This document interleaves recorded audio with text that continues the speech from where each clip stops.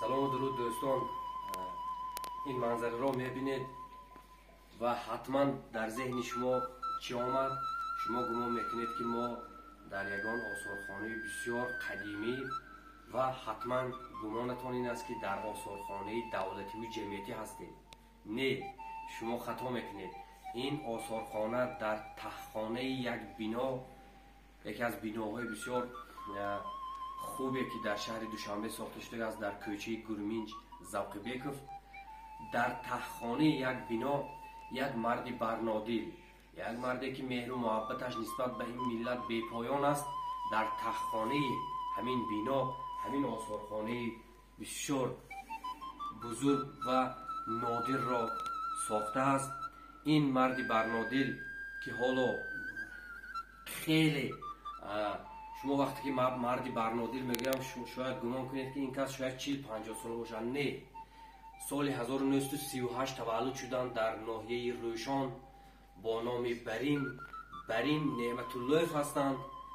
یک پیرمرد ملت دوست تاجیک پرست که در تهخانه با اختیار خودشان بدونی با ذوق بلند به خاطر آنکه هنرهای مردمی گم نشود، به خاطر آنکه علم و دانش و فراست و خودسازی این ملت را اثبات کنند، این تهخانه را ساختند و به ما حالا پیام رساندند. شما یادتان باشد درباره ایشان ما آثارخانه در تهخانه گفته یک مقاله هم نوشته بودیم و امروز گزارش ویدیویی میکنیم به اون خاطر که آثارخانه از اون زمانی که ما 2 سال پیش آمده بودیم خیلی غنی گردیده است.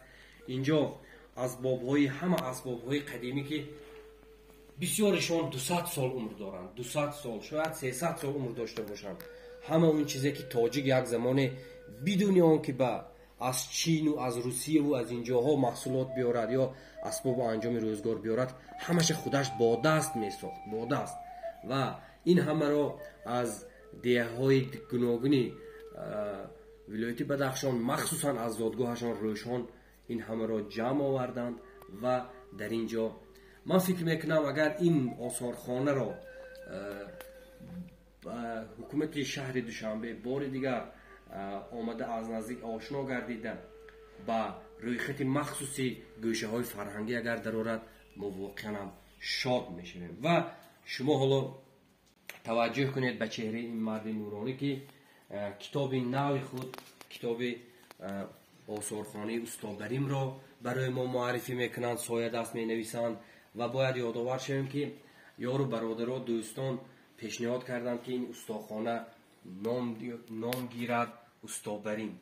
ما هم شاد شدیم، چون که می ارزد، می سزد. وقتی که از بانوی سوزن اینقدر چیز در یک جا جمع آوردن، می سزد که استادخانه یا همین آثارخانه به نام خودشان باشد.